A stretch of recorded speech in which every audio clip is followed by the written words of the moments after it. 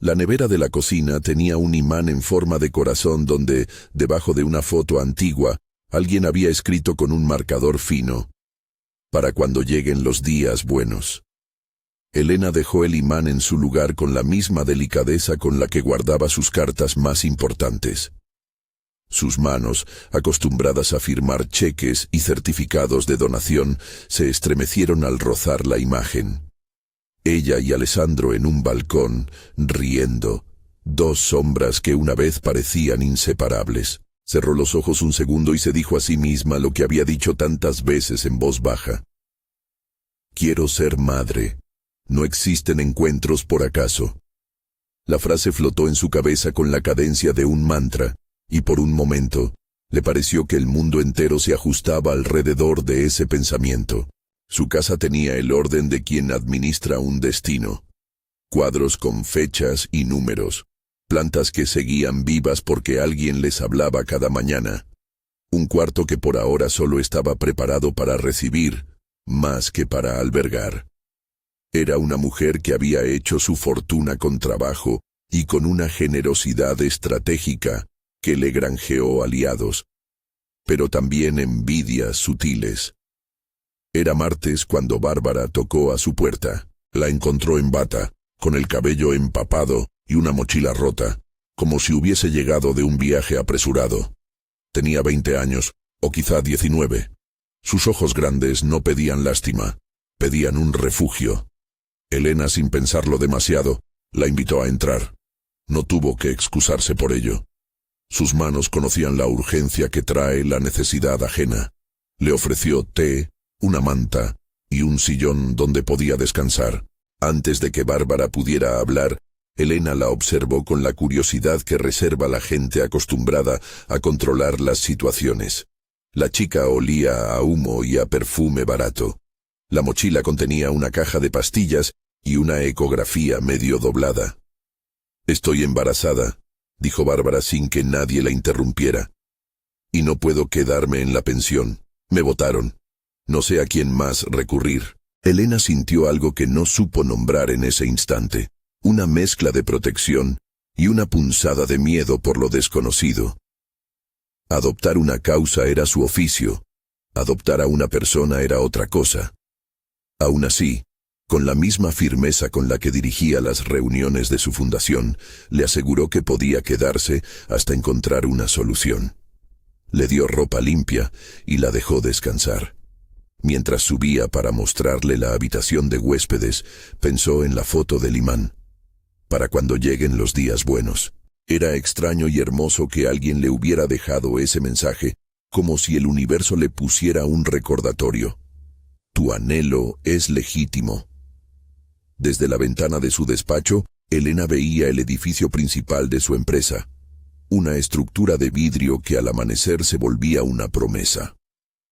La fundación que sostenía campañas para madres jóvenes y la compañía que le daba dinero con el que sustentar esos esfuerzos eran la misma cara de su ambición. Había construido todo eso con una mezcla de prudencia y riesgo. Tenía a Ramón, su contador de confianza, que llevaba con ella desde los inicios, y a Iván, su jefe de seguridad, que trasladaba calor humano donde las bombas de los negocios no llegaban. La primera señal de que algo iba a torcerse llegó como un correo con asunto banal. Un número. Una transferencia pendiente. Hélices de burocracia que Elena delegaba. Ramón le dijo por teléfono que no era un error. Había una salida de fondos. No era mucho. Una cifra que a ojos de la gente común parecía imposible de malgastar, pero era suficiente para abrir un agujero en el equilibrio. Los ojos de Ramón, cuando habló, se veían cansados, como si hubieran pasado noches en vela revisando cuentas. «Puede que sea un fallo del banco», dijo ella al principio. «Déjame verlo con calma». Pero Ramón no tenía la calma de quien administra un desliz. Trajo papeles, comprobantes y una sospecha que crecía como una sombra. La transferencia había salido a una cuenta que no existía en los registros de la empresa. Tenía un nombre falso. Tenía además la marca de un proveedor con quien desde hacía meses Elena discutía términos.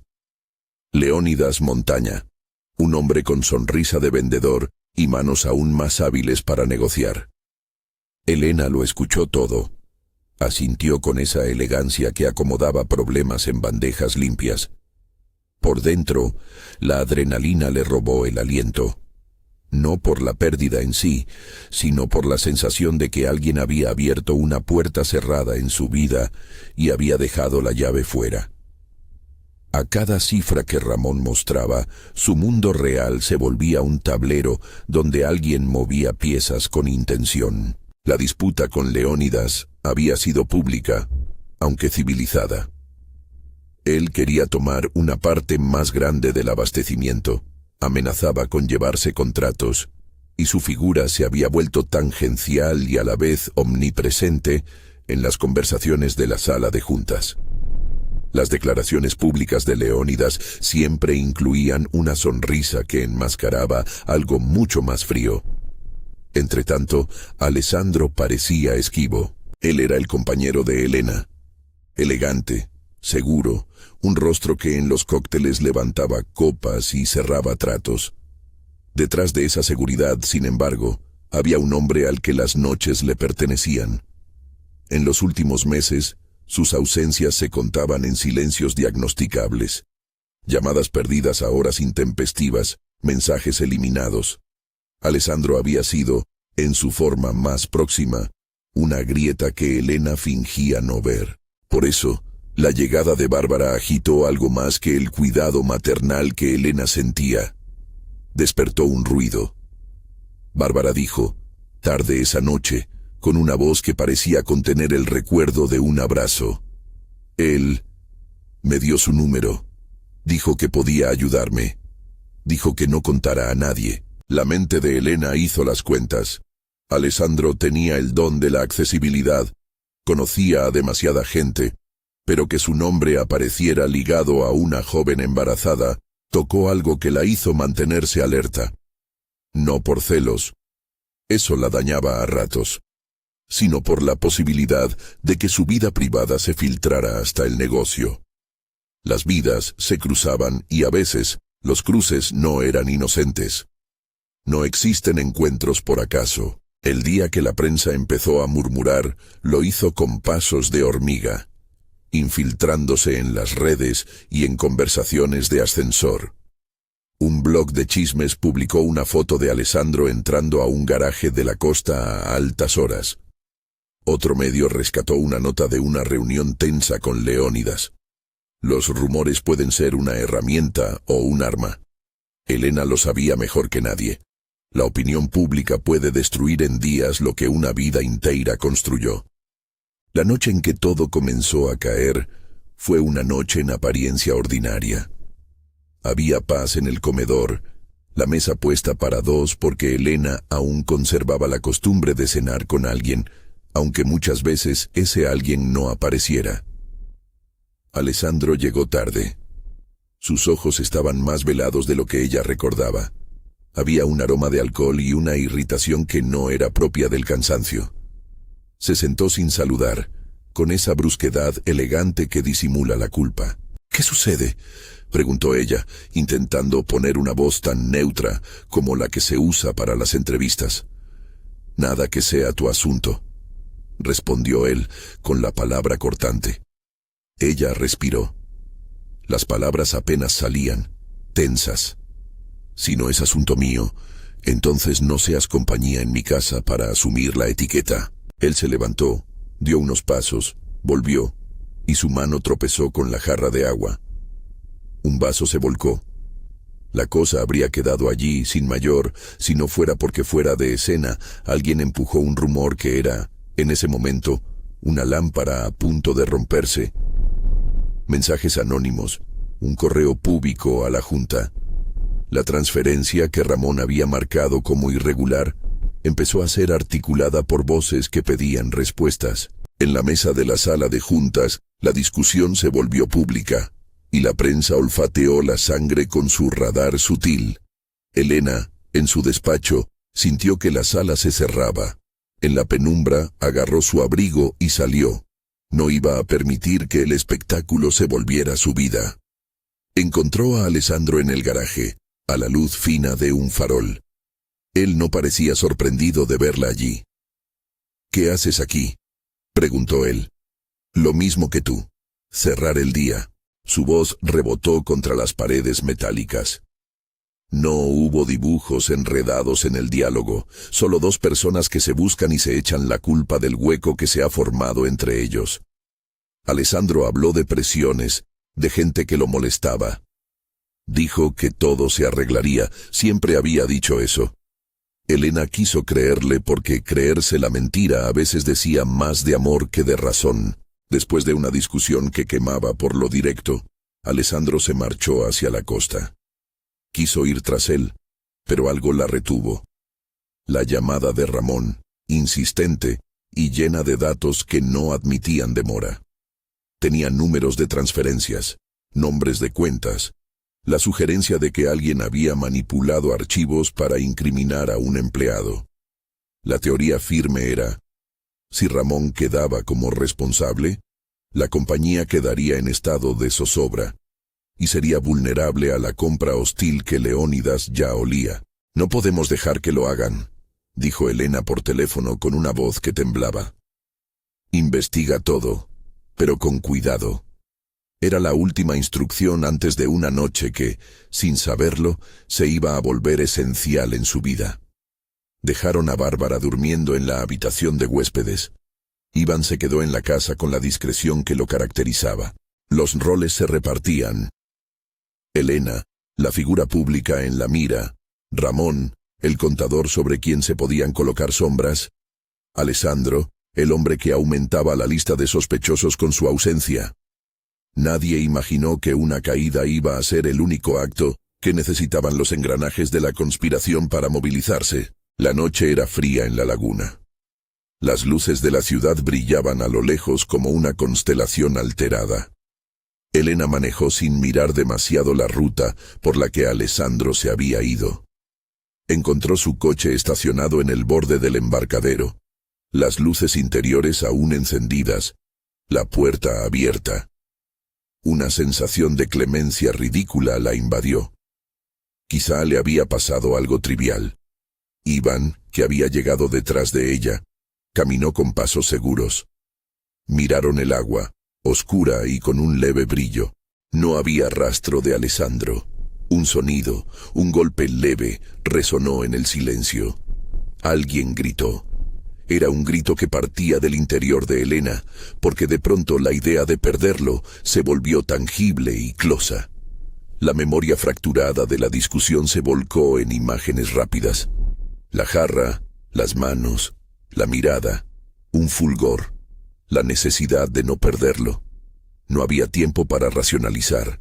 Encontraron una chaqueta en el muelle, un teléfono con una pantalla rota, huellas en la tierra blanda. Nada más. La laguna no devolvía cuerpos ni respuestas, solo el eco de pasos que se alejaban. Elena recordó el frío de la mano de Alessandro cuando la buscó para pedirle algo que no entendió. La memoria era una película en blanco y negro. Pronto, las sirenas se convirtieron en una banda sonora inevitable. La policía llegó y la noticia empezó a infiltrarse en la ciudad como sal en la herida. Alessandro Vázquez, desaparecido. Un nombre que en 20 minutos estaba en la primera plana de portales y emisoras. El rumor se transformó en afirmación silenciosa. La pregunta que pendía en el aire era la peor de todas. ¿Qué había pasado? En la cocina, con la jarra aún en la mesa, Bárbara despertó sobresaltada por el movimiento. Se vistió con torpeza y bajó corriendo, encontrándose con la escena.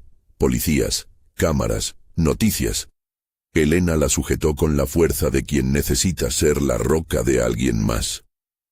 Pero su voz tembló. «No. No puede ser», murmuró Elena. Las preguntas vinieron juntas, crueles. ¿Dónde estuvo Alessandro?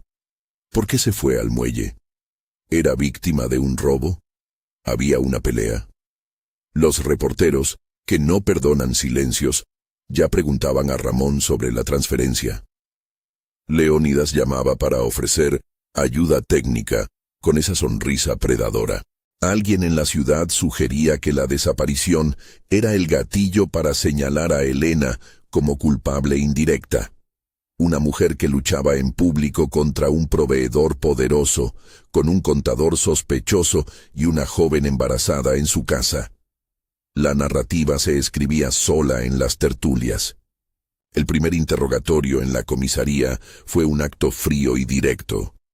Elena estaba allí, con los ojos hinchados, y lo único que la sostenía era la certeza de que debía decir la verdad. No había pruebas contundentes todavía, pero la opinión pública solo necesita un hilo para tejer una culpabilidad. Hablaron de coartadas, de alibis, de horas y teléfonos. Ramón declaró que había estado en su despacho hasta tarde.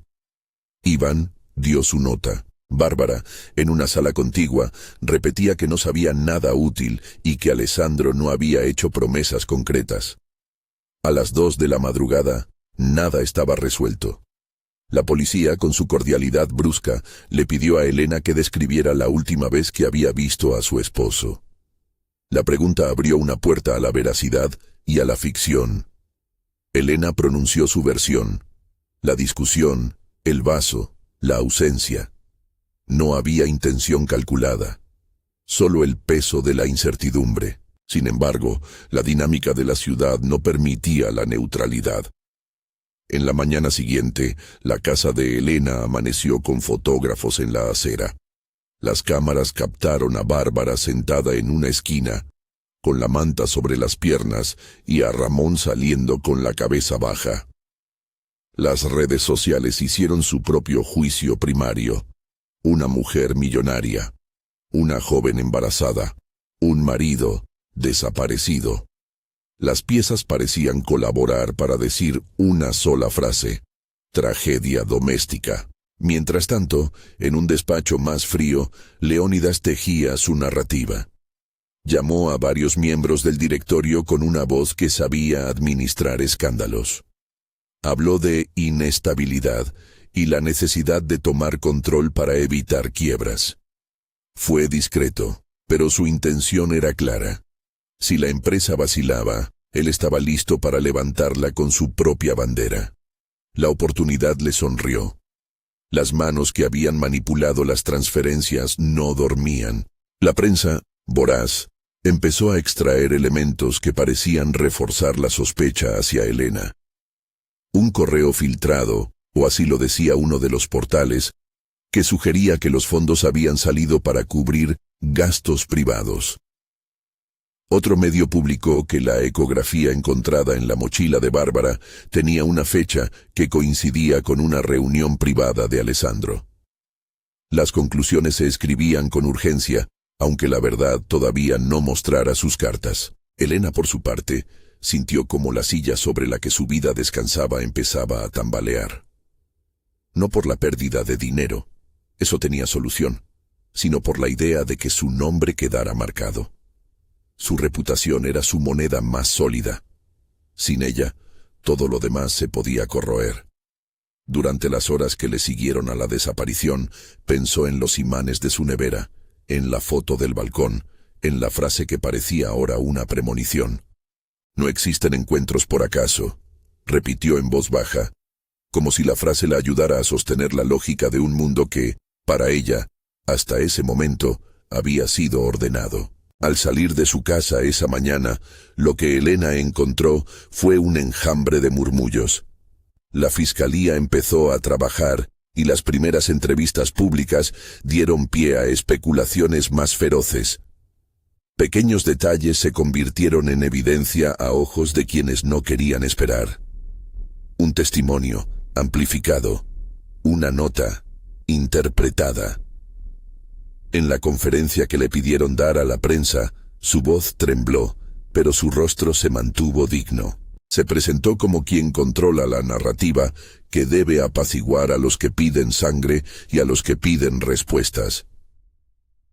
«Mi prioridad es que Alessandro aparezca y que todo se esclarezca», dijo ante las cámaras, con la claridad política que se adquiere en años de apariciones públicas. «No podemos especular sin información. En la sala Bárbara la sostuvo por la mano.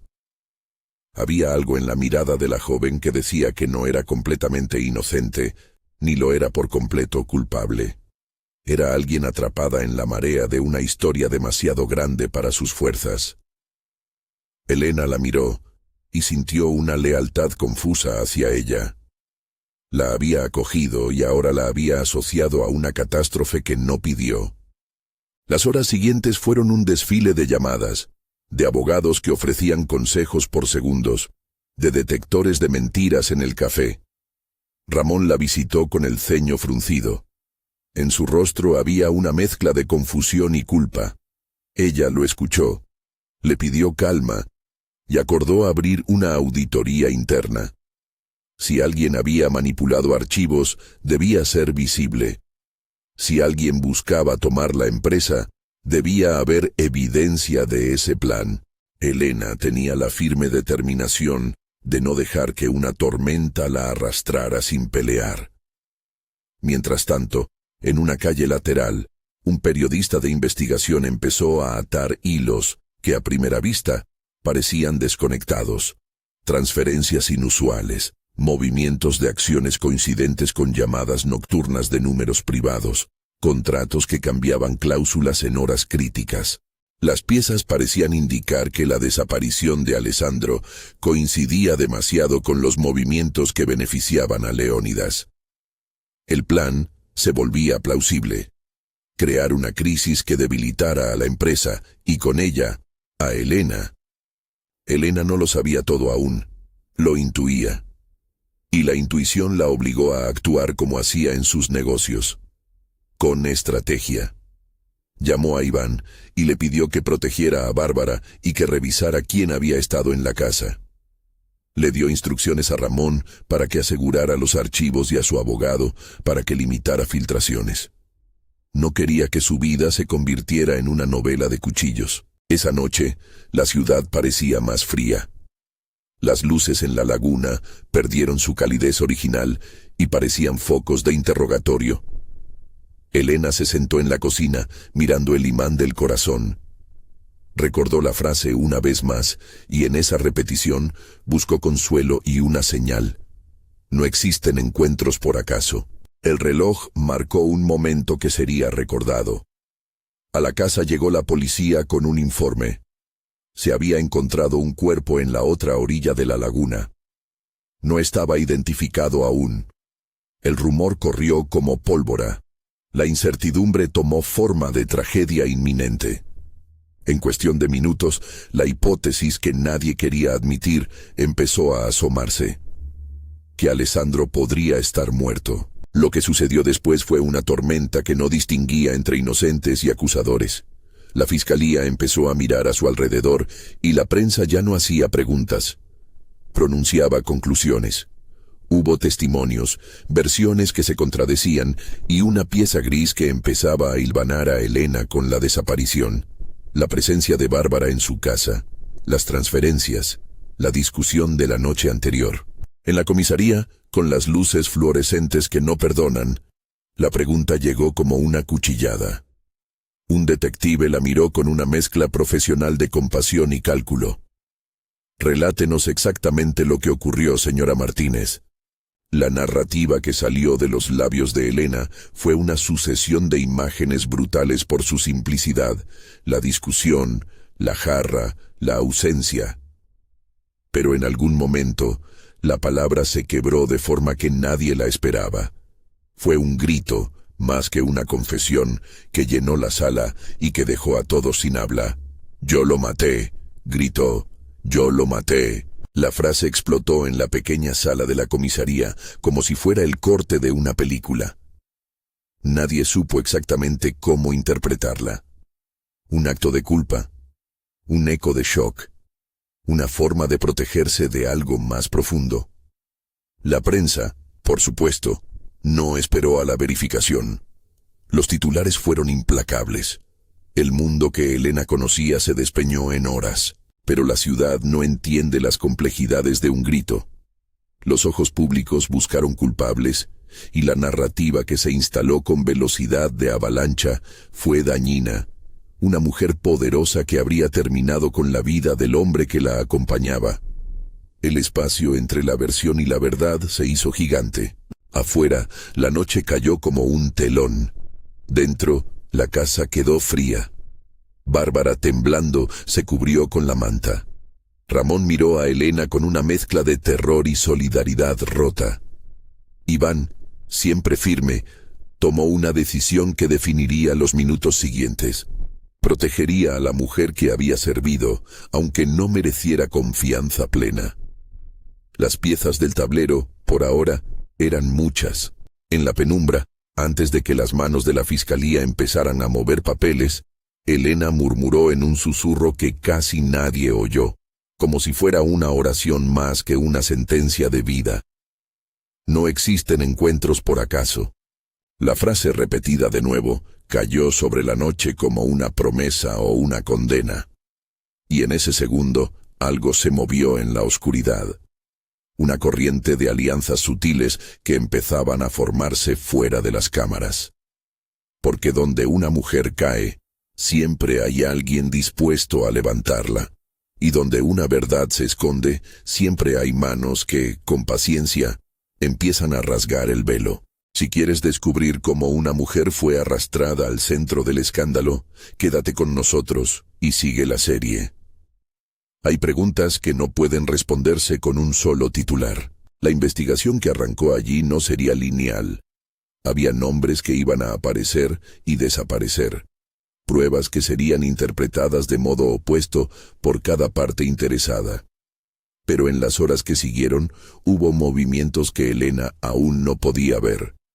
Un envío de documentos con fechas alteradas, una grabación borrada parcialmente, y la curiosidad incómoda de alguien que había decidido que la escena debía parecer así.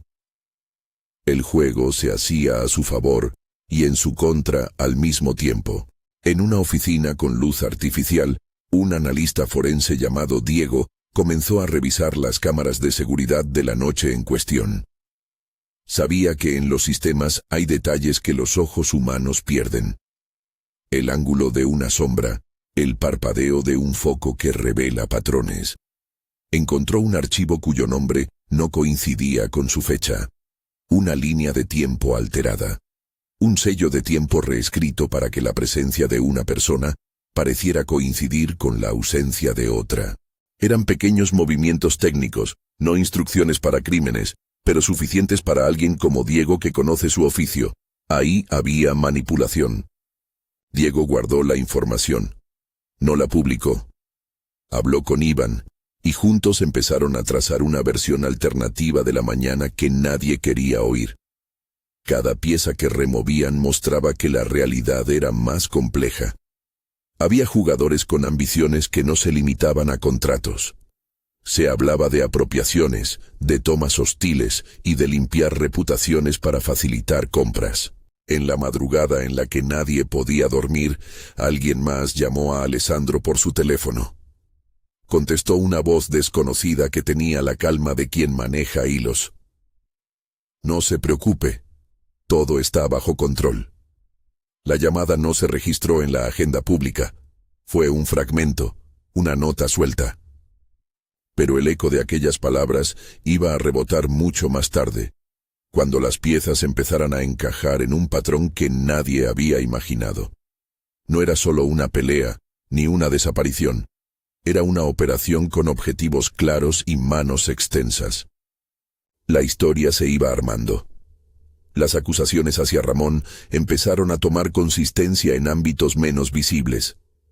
Préstamos súbitos, firmas que aparecían de la nada. Él, acusado de robar, se defendía con la lógica de quien no entiende por qué hay quien prefiere destruir en vez de investigar. Su lealtad, que había sido certificada con años de trabajo, comenzaba a ser puesta en duda públicamente. Para Elena, ver la figura de Ramón tambalear era como ver un pilar de su casa hincharse de agua. No quería, no podía permitirlo. En la madrugada, cuando los pájaros aún no se atrevían a cantar, Elena se encerró en la sala principal. Miró el celular y por primera vez Oyó con claridad una frase que le heló la sangre. El plan será perfecto si ella cree que lo mató. La voz no tenía gravedad. Era una idea esbozada, un guión que alguien había escrito para que la ciudad lo leyera y lo creyera. La posibilidad de que todo hubiese sido manipulado se convirtió de nuevo en un pulso. Tenía que ser así. Si no, la idea de una traición tan total le era insoportable. Sin embargo, mientras las evidencias forenses empezaban a trabajar en silencio y los aliados movían piezas, la verdad aún no había mostrado su rostro completo.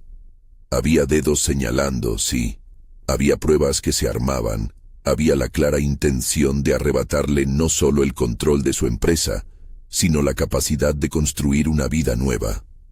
Y la frase volvió, una vez más, como si fuera un faro que marcara la dirección del relato. No existen encuentros por acaso. Elena lo repitió en la soledad de la noche, con la voz más firme esta vez, como quien decide que no va a dejar que la versión pública de su vida se lo arrebate todo. Afuera, la ciudad seguía parloteando. Adentro, la maquinaria de la defensa comenzó a ajustarse. Había abogados, amigos y pequeños actos de fe, documentación segura, un investigador independiente, la protección de Bárbara. El caso se iba a convertir en una guerra de narrativas. Pero por ahora, con la noche profunda sobre la laguna y el silencio pesado en las calles, el tablero cambió de manos. Alguien había movido la ficha crucial, la acusación directa. Las cámaras se cerrarían momentáneamente sobre Elena, y a partir de allí, la lucha que vendría sería por limpiar un nombre y por descubrir una verdad que, de descubrirse, prometía ser incluso más oscura de lo que cualquiera había anticipado. Y en esa oscuridad, mientras los músculos de la ciudad descansaban momentáneamente, surgió la sensación inquietante de que había más de un culpable, y que la trama que había llevado hasta allí no quedaría completa sin revelar por qué alguien quiso convertir a una mujer que deseaba ser madre en el blanco perfecto para una caída brutal. La detención fue menos cinematográfica de lo que los titulares prometían. No hubo gritos en la calle, ni cadenas de mano que hicieran eco en la plaza. Hubo papeles que se amontonaron sobre el escritorio. Un fiscal con la mirada aguda y la frialdad de quien sabe que los gestos importan más que las palabras, y la sensación de que el mundo se había vuelto una rueda que solo giraba en una dirección. Elena fue escoltada, más por la necesidad de escena que por peligro real. Aún así, la cámara la buscó como quien busca una presa en la penumbra. En la comisaría, bajo la luz blanca y el rumor de teclados, sintió que el tiempo se convertía en algo pegajoso y lento. La acusación pendía: homicidio. La ciudad ya le había dictado veredictos antes de las pruebas. En la celda provisional, las horas se convirtieron en un pulso. La primera noche la pasó con la sensación de que su voz estaba muy lejos. Iván fue el primero en acudir, silencioso, con la cara marcada por la ausencia del sueño, firme en la promesa de vigilar. Ramón, aunque sacudido, le llevó carpetas con balances, porque incluso la desesperación necesita orden. Bárbara apareció en los pasillos, arrastrando una vulnerabilidad que la hacía pequeña y peligrosa a la vez. Sus ojos mostraban el hastío de quien había aprendido a subordinar su verdad a la necesidad de sobrevivir. Los reporteros repitieron la escena que querían ver. Una mujer poderosa, una amante joven, un marido desaparecido. Las redes ya tenían el carruaje preparado para el linchamiento público. La vida de Elena, la que había medido con planes y calendarios, se volvió un cúmulo de frases sueltas que otros ensamblaban a su gusto. Cuando él pidió hablar con ella, ella dijo que no. No quiso que su voz fuera la chispa que incendiara más titulares. Prefería que fueran las pruebas, no su defensa personal, las que reescribieran la narrativa. El proceso judicial, sin embargo, no simpatiza con la paciencia. Hubo una orden de prisión preventiva por riesgo de fuga mediático, y la formalidad de la cárcel cambió su mundo en pequeños detalles. Una cama sin el peso de los recuerdos, una ventana que hacía del cielo un rectángulo lejano, visitas que se acortaban. Elena aprendió a respirar con lentitud y a medir las palabras. Sus pensamientos se anudaban alrededor de una idea simple y terrible. Había dicho, yo lo maté. Y esa frase, lanzada en un estado que ni ella misma comprendía del todo, había hecho más daño que cualquier testimonio minucioso.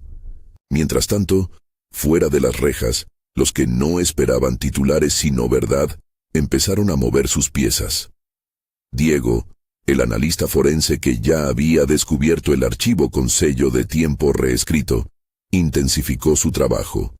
Iván le entregó acceso a servidores, cámaras, backups. Aquello que la mayoría miraba como simple tecnología, Diego lo miraba como un mapa de huellas. Encontró rastros sutiles, un servidor que había hecho copias automáticas y que, por simple descuido, conservó una versión del clip que la versión pública no mostraba. Un log de acceso que registraba conexiones en horas inusuales desde una estación de trabajo identificada a nombre de la firma de Leónidas.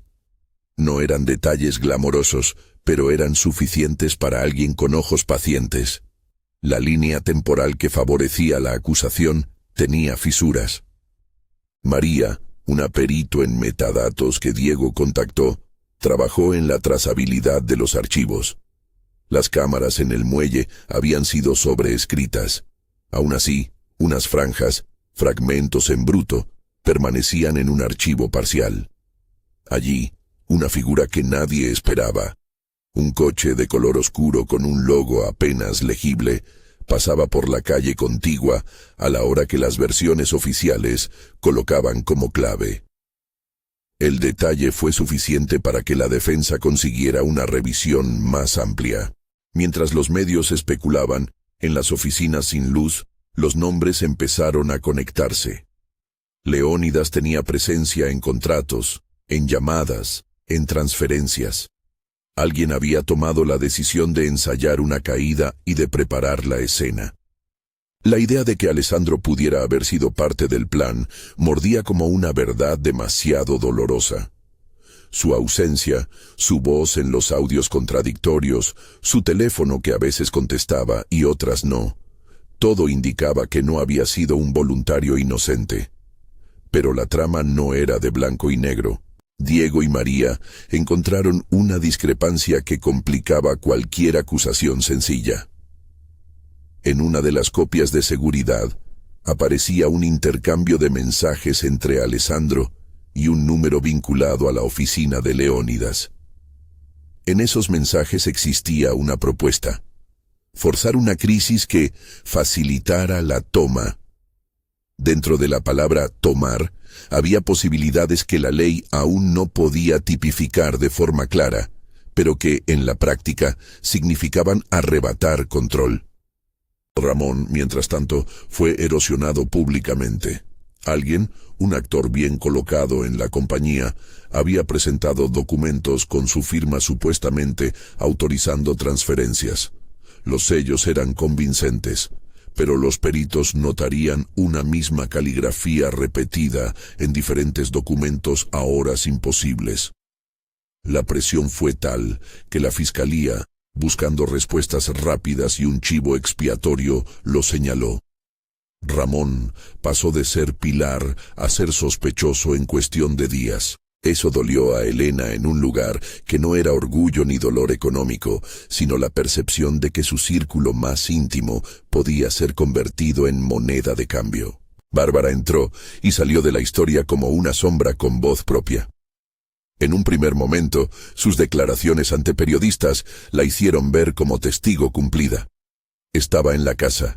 Sí, pero no había visto el cuerpo. Sin embargo, en una tarde en que la lluvia manchaba las ventanas de la cafetería donde Iván la había llevado, dijo algo que nadie en la sala de juntas había escuchado, casi al borde del llanto, con la voz rota por el miedo y la culpa. Contó que había sido llamada por un hombre que le prometió ayuda, y que le pidió que fuera a la casa de Elena para ser vista. No usó la palabra trampa, pero esa fue la sensación que dejó. Contó, sin dramatismos, con la economía de quien ha vivido en la necesidad, que le habían pagado por su silencio y que había recibido amenazas si hablaba de más. Añadió otro detalle: una transferencia a su cuenta con un nombre que no coincidía con el remitente público. Esa pista fue una cuerda por la que Diego empezó a tirar. La estrategia de la defensa tomó forma en lo práctico: probar manipulación. No negar la desaparición, sino demostrar que alguien había querido construir una historia que encajara a la perfección con un objetivo económico. El abogado de Elena pidió la libertad bajo fianza, argumentando que la acusación se sostenía sobre una versión frágil y que la evidencia digital mostraba indicios de alteración. Fue un pulso. En la prensa, algunos ya colocaban a Elena como culpable. En los despachos, los documentos comenzaban a hablar de inconsistencias. Y entonces, sucedió algo que cambió el ritmo del caso de forma abrupta. El regreso de Alessandro. No fue una llegada discreta. Fue un cliffhanger público con la crudeza de una novela. Apareció en una rueda de prensa convocada por un abogado desconocido, flanqueado por un hombre de rostro seco que se presentó como amigo de la familia. Alessandro, pálido, con la mirada áspera, habló. Dijo que había estado desaparecido por su propia decisión, que su plan era probar algo. No dijo qué con claridad, y que su ausencia había sido parte de un arreglo que debía terminar con una confesión pública de Elena. La versión que presentó tenía fisuras, pero encendió de nuevo a la ciudad. Algunos lo llamaron cobarde, otros, maestro de la manipulación. Él declaró, con voz que no alcanzó a ser convincente para muchos, que la farsa había sido diseñada para obligar a que Elena cediera cierta autoridad a quienes cuidarían la empresa durante la crisis. Nadie entendió bien si su confesión era una admisión de culpa o una teatralización para desviar sospechas. Esa aparición, pensada seguramente como un juego de escape, tuvo el efecto contrario. En el registro de llamadas, en los mensajes y en relaciones financieras que Diego y María seguían con lupa, emergieron nuevos nombres. El caso dejó de ser una pelea doméstica para devenir en algo más sistemático. Corrían hilos que conectaban a Leónidas con una red de empresas pantalla, que sacaban dinero en pequeñas corrientes para no despertar sospechas. El patrón era claro: ablandar la reputación de Elena para crear el vendaval perfecto que justificara la entrada de capitales externos y la compra de acciones a precio de oportunidad.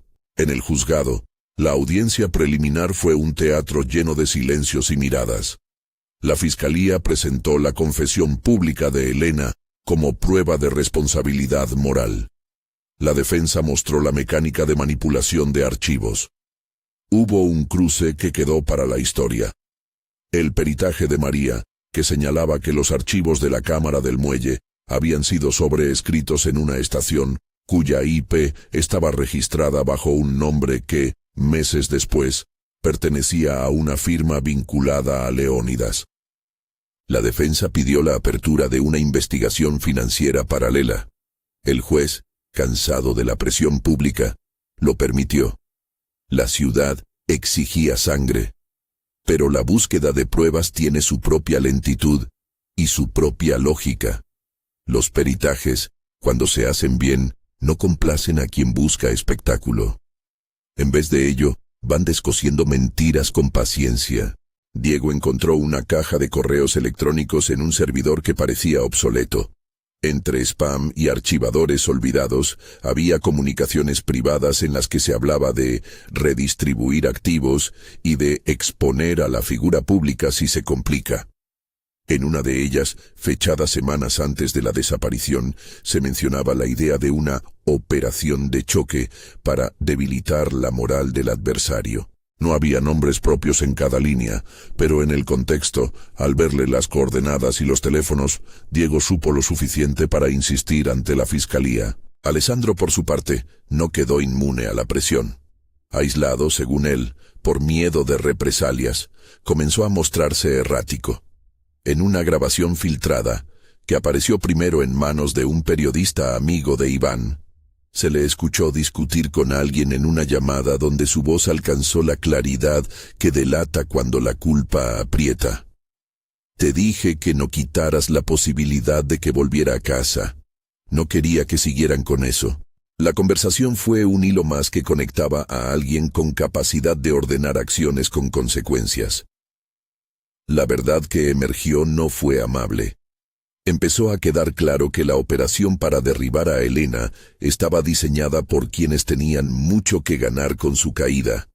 Leónidas y aliados en el directorio, abogados que movían cláusulas con la agilidad de quien escribe un guión, y una red de empresas que, a simple vista, parecían inocuas. Para colmo, la participación de Alessandro mostraba que no existía lealtad ni redención sencilla. Él, hombre que habría debido amarla, había aceptado roles que quebraban su figura de esposo. Su motivación se explicó de forma cruda y humana. Deudas que lo asfixiaban, promesas de dinero rápido, miedo y la esperanza de una nueva vida lejos de la presión. Fue, en muchos aspectos, la traición más amarga porque sus razones no eran ideológicas sino funcionales. Compraron su silencio a cambio de promesas de porvenir. Ramón, entretanto, se defendía en un limbo doloroso. Los falsificadores habían sido expertos en reproducir firmas y en ocultar el origen real de transferencias. Cuando Diego presentó una cadena de custodia que demostraba quién tuvo acceso a archivos en horas clave, una de las estaciones coincidía con entradas de la oficina de un miembro del comité que había recomendado a Leónidas tras la primera ola de rumores. La presión hacia Ramón empezó a soltar su propio nudo. No era autor del fraude, sino carne de cañón en una estrategia más amplia. Bárbara, que había llegado para ser refugiada, se convirtió en una pieza que oscilaba entre la víctima y la testigo. Sus confesiones, de que había recibido dinero para mantener silencio, de que había visto a Alessandro con gente ajena a su círculo, estallaron en la sala de audiencia como pequeñas bombas. Su testimonio fue tembloroso, lleno de vacilaciones pero efectivo.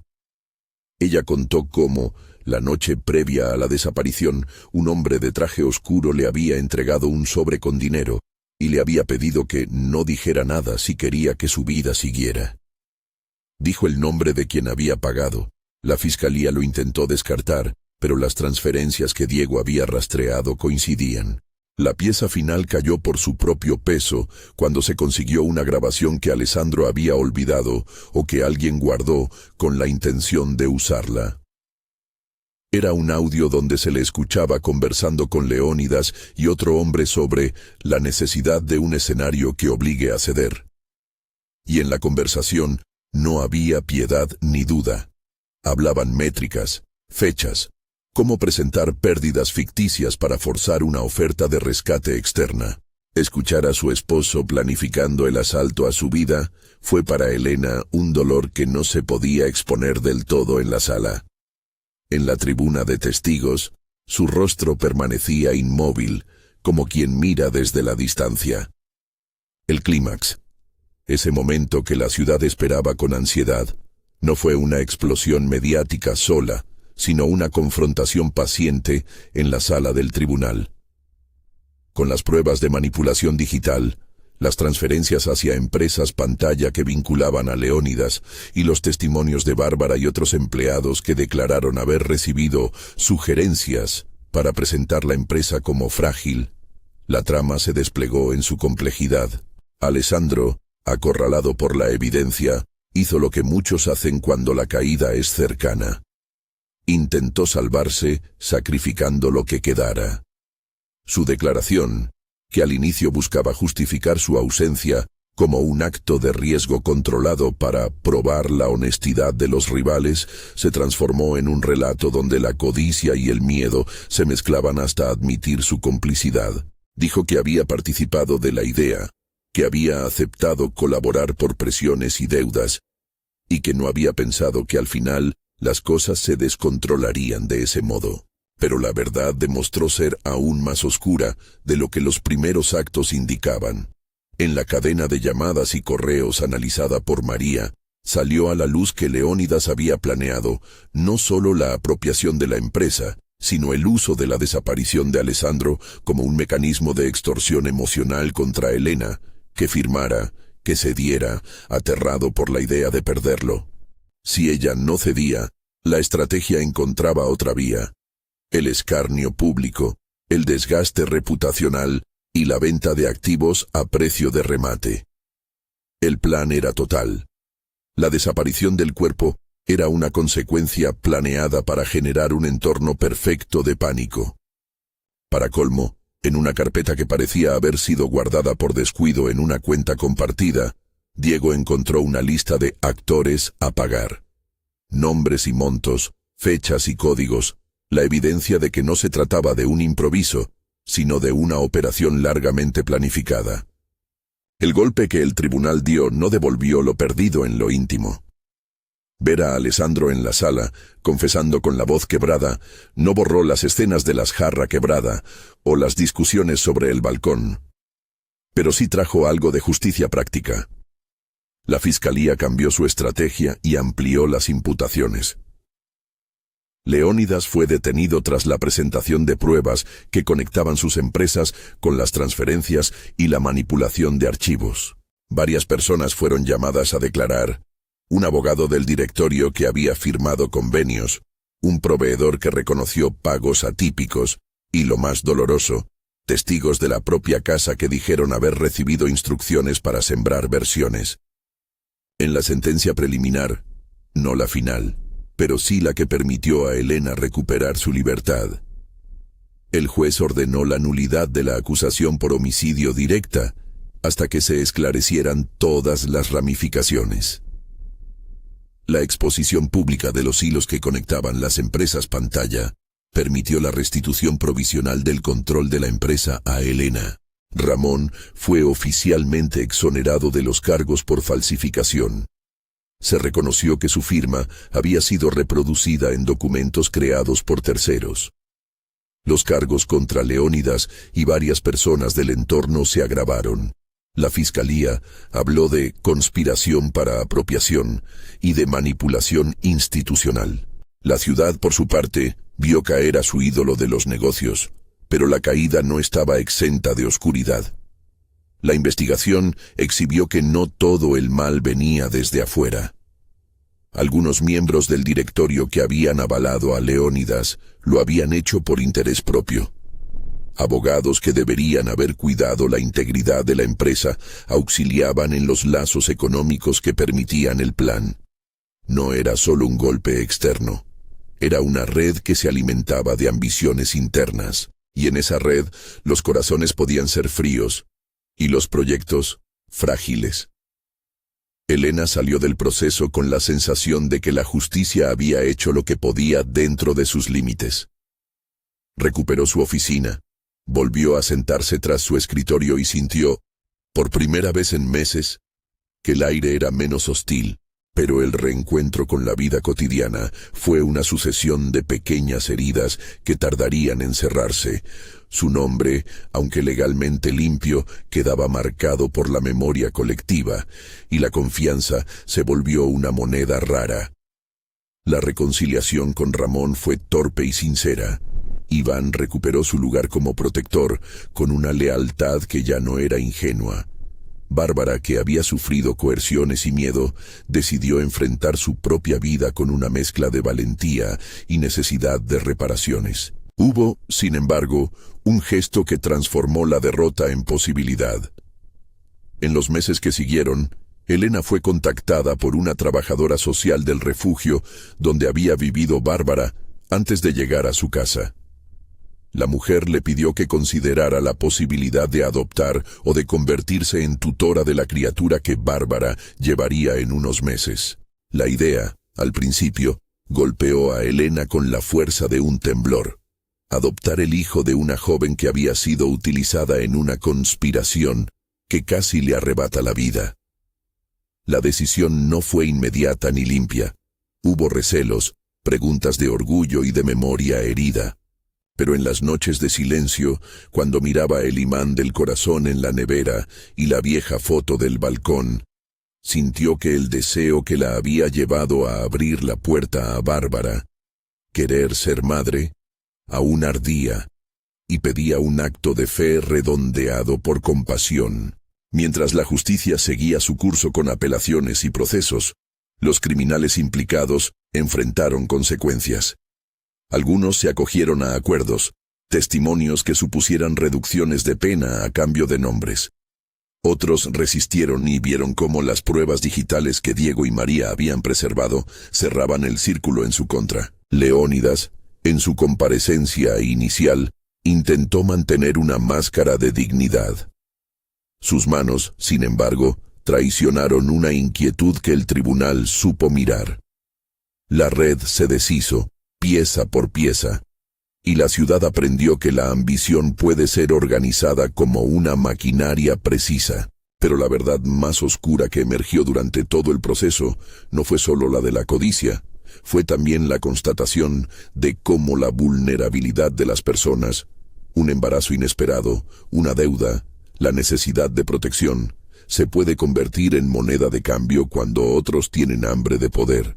La manipulación de la identidad de Ramón, la utilización de Bárbara como señuelo, la voluntad de Alessandro de negociar su alma por la promesa de escape. Todo eso configuró un paisaje moral donde no hay redención simple. El castigo cayó sobre algunos, pero la vergüenza y la cicatriz quedaron en la piel de muchos. Esa oscuridad fue salvo por la resiliencia de quienes no traicionaron, y por la decisión de algunos de reparar lo que habían ayudado a romper. Con el tiempo, Elena encontró la manera de reconstruir no solo su empresa, sino su vida en lo personal. La presión mediática disminuyó como baja la marea, y en ese silencio reaparecieron gestos que daban forma a la esperanza. Una reunión con la Junta donde con calma fue reasumiendo decisiones, una campaña reorientada a la transparencia que recuperó la confianza de donantes, y una mano tendida a Bárbara, que no fue de lástima, sino de reconocimiento paciente. Cuando nació el bebé, un niño con la piel del sol de la tarde y los ojos curiosos, Elena estuvo en la sala de espera. No fue un acto heroico, sino un acto humano. Decidió poco a poco integrar esa vida en la suya. La adopción no fue un trámite, fue un proceso de amor que requirió terapia, tiempo, paciencia y la aceptación de que los lazos no se conjugan sin esfuerzos. La comunidad alrededor de Elena cambió de forma. Algunos se alejaron por vergüenza ajena, otros se acercaron con la voluntad de acompañar. Ramona, una empleada de años, organizó cenas que fueron punto de encuentro para recobrar afectos. Iván continuó siendo quien guardaba las llaves de la casa y el silencio. Ramón, por su parte, reinició su trabajo con una modestia que le sentaba bien. Había perdido el brillo de la comodidad, pero recuperó la verdad de sus manos. Bárbara, por su parte, encontró un lugar que no la definía por su pasado, sino por su capacidad para amar a la criatura que llevaba. La joven hizo cursos, aceptó ayuda, y cuando pudo, se alejó con dignidad de la historia que la había usado. En la clausura del proceso, Elena fue liberada de toda acusación por homicidio. Las palabras legales se llevaron el tétrico peso que había sobre su nombre.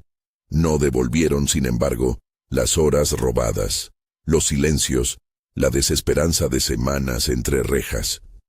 La restitución de su empresa fue simbólica y material. Recuperó su lugar, aunque con un nuevo sentido de vulnerabilidad. Lo que no consiguió la justicia en términos de reparación fue sanado, en parte, por la posibilidad de sostener en brazos a una criatura que, contra cualquier plan maquiavélico, llegó a traer luz. Y en la noche, en que todo parecía recomponer sus piezas, Elena se encontró, de nuevo, frente a la nevera. El imán del corazón seguía ahí. Debajo, una imagen nueva. Una ecografía que en algún momento había sido la de Bárbara, ahora enmarcada como símbolo de lo que la vida puede dar cuando se le permite hacerlo. Ella tocó el imán con las manos que habían firmado cheques y tenido discusiones. Ahora sus manos eran un mapa de lo que había sufrido y lo que había elegido salvar. Respiró hondo y dijo las palabras que habían acompañado su descenso y su ascenso, aquellas que alguna vez parecieron mantra y que ahora eran evidencia. No existen encuentros por acaso. La frase le cayó en la boca con la certeza de quien entiende que los hilos, aunque trenzados por manos inescrutables, también abren posibilidades. No era consuelo fácil. Era la constatación de que cada persona que llegó a su vida, Bárbara, Ramón, Iván, Diego, lo hizo por una razón que la contextualizaba en su lucha por salir a flote. Algunos llegaron para destruir, otros para construir.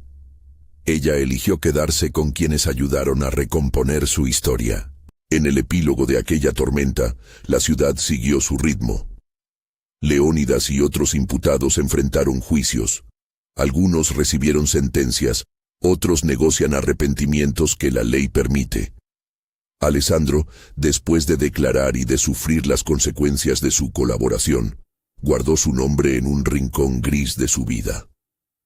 Había pedido perdón en público, un gesto que no borró lo que hizo, pero que cerró parte del ciclo. La sociedad aprendió que la reputación es frágil y que las conspiraciones pueden surgir en despachos limpios tanto como en pasillos oscuros. Elena, por su parte, reinició su vida con una mezcla de cautela y esperanza. La adopción fue un acto lento, acompañado de papeleo, terapias y promesas que se renovaban cada mañana. El niño creció rodeado de cariño imperfecto pero constante. Con el tiempo, la foto del balcón cambió. No suplantó la nueva imagen, sino que ambas convivieron en la nevera como testimonio de que los finales no son sencillos y que la vida se construye con piezas de diferentes épocas. La lección para Elena fue doble. La traición puede borrar lo que uno ha construido en un instante, y sin embargo la verdad, cuando se busca con paciencia y con herramientas, termina por abrir espacios que la vergüenza y la mentira cerraron. Su nombre fue limpiado, su alma no. Pero la decisión de convertirse en madre fue una reparación que nadie le podía quitar. Años después, cuando el niño ya reía en la mesa de desayuno, Elena repitió sin solemnidad la frase que la había sostenido desde la nevera hasta la sala del tribunal. No existen encuentros por acaso, y al pronunciarla, no buscó absolución heroica ni venganza final. Solo dijo, con la paz de quien ha perdido mucho y ha elegido reconstruir, que cada encuentro en su vida la había llevado a ser quien era. Una mujer que sufrió la traición, que fue acusada injustamente y que, aún así, encontró fuerzas para seguir queriendo. Su mirada no negó la oscuridad. La integró.